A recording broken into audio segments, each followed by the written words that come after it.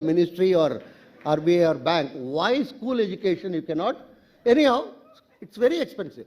And mothers are particular, they should put their kids to good school. Good school in India mean expensive school.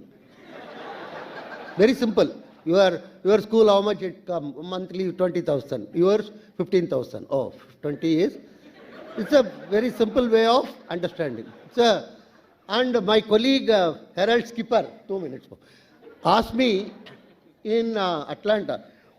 He observed that Indian and Chinese women are extremely obsessed about their kids' education.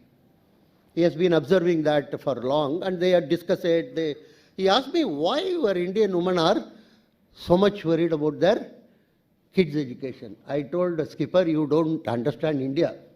You neither know about our culture, entire thing.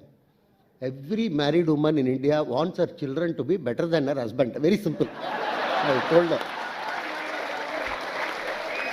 Because this fellow cannot be rectified. An average Indian husband is like an ambassador car. Okay? You can't resell it, you can't rectify it, you can't drive, you can't do anything about it.